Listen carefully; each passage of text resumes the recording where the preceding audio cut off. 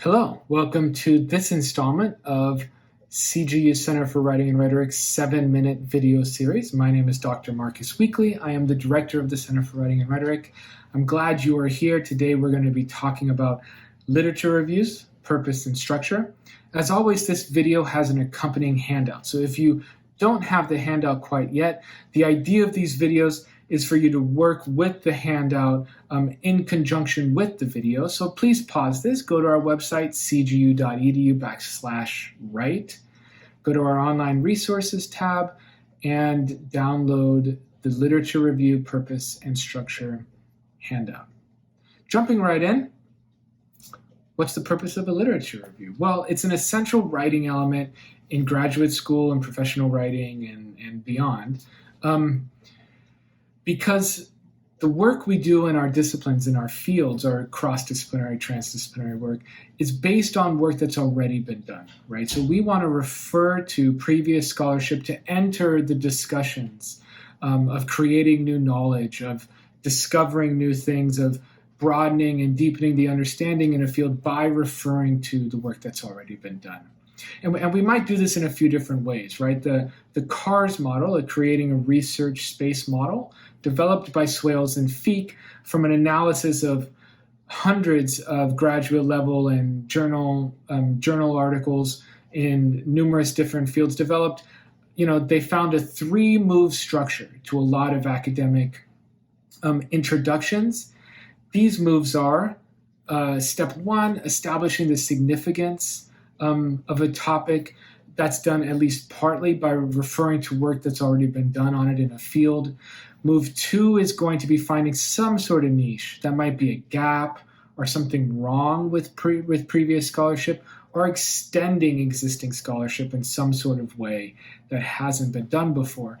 And then move 3 is the details. How is this extension happening in your project?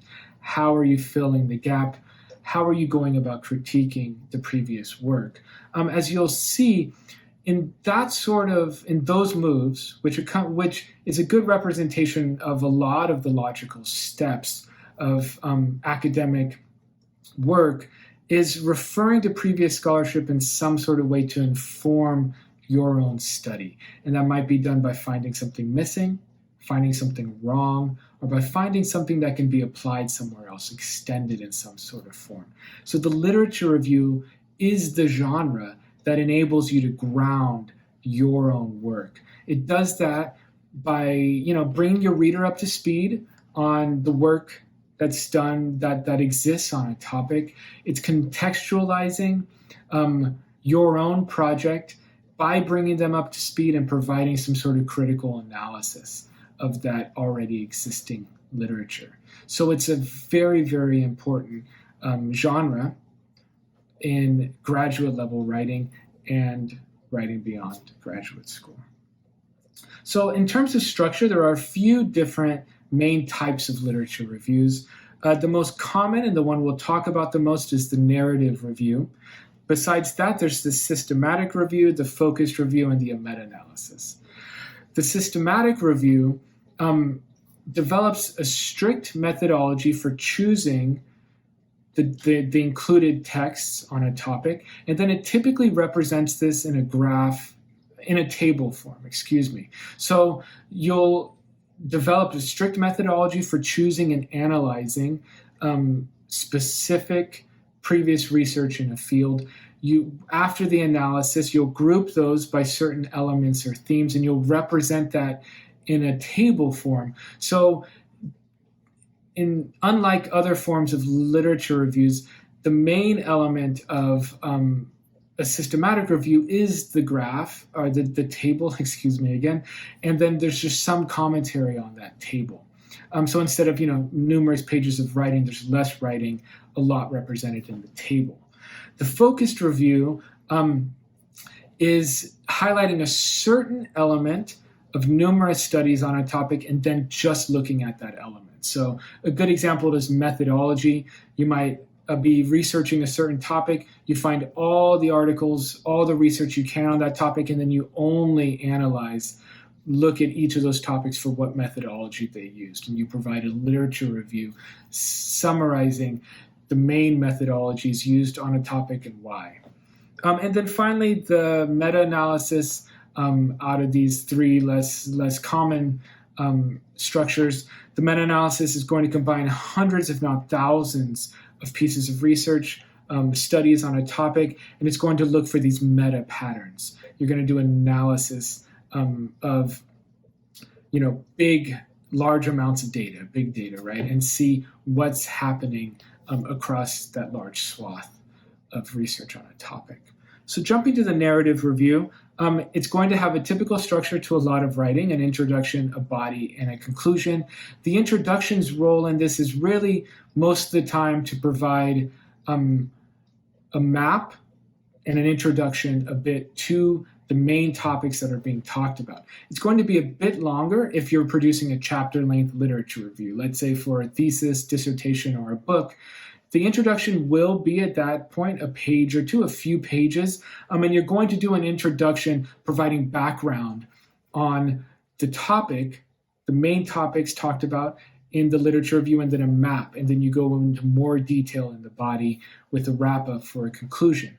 If the literature review is included, let's say in a 15-page, 20-page journal article-esque type graduate level paper or in a journal article paper, that 2 to 3 page literature review will have probably a paragraph of an introduction, and that'll be a brief background plus map. And that's to reduce the cognitive load on the reader. They're going to be introduced to a lot of information in a short amount of time. And so providing a map of which topics you're going to talk about where is helpful in that process. If you want to learn a bit more about that, check out our video on literature review mechanics.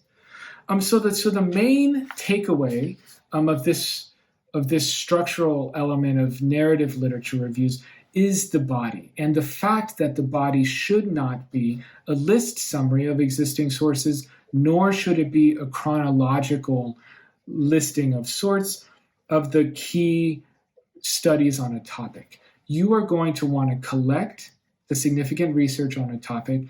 You're going to want to analyze it and then organize it by sub-themes, right? And these sub-themes are important. They are going to be the defining structural element of the narrative literature review. You want to do work for your readers so that they understand, okay, in this topic, these are the 4 main subtopics as it relates to my new research that I'm going to do. So you do the work of analyzing and pulling out these main patterns, these main subtopics, and then you organize each of those around key elements, the main points, and you bring in the previous research to support. These are the key points, the key facts, the key elements of each subtopic. So you can use something like chronological structure or organization within a sub-theme, but you don't want that to be the guiding organization of the entire body section of a literature review, nor do you want to do a list summary where you dedicate a paragraph to each source. Some sources will be one of many, referring to a single idea expressed in a sentence or two, a list citation of sorts that might have 7 or 8 studies referring to one idea. This was studied in the early 80s and was found to produce this other effect. And then you have 7 or 8 different studies backing that up, moving on because things have moved on and you've got a different purpose for your literature review to set up, contextualize whatever work you're doing.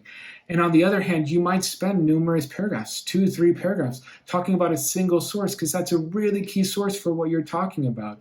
And you want your literature review to be dynamic in that way. You want it to adapt to the purposes of contextualizing your specific work. So a key way of doing this is through subheadings, right? And we have 2 good examples on the handout, one of an APA style, a few different subheading levels of a literature review, and then another of using subheadings as a way to outline the themes and sub-themes of your literature review. But this is a great way to start to productively analyze and work through and organize the different sources you have, and then definitely to express it clearly to your audience in the form of a literature review.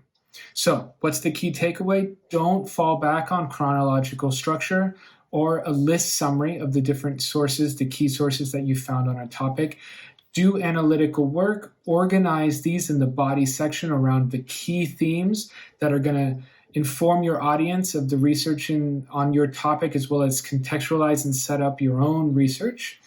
And do this in a way that it's organized by theme coherently using subheadings or other organizational tools. We go a bit more into that in the mechanics video that I mentioned earlier, and we also have a few other literature review to help you on the analysis side of how to work with the sources and find those patterns, create the different themes.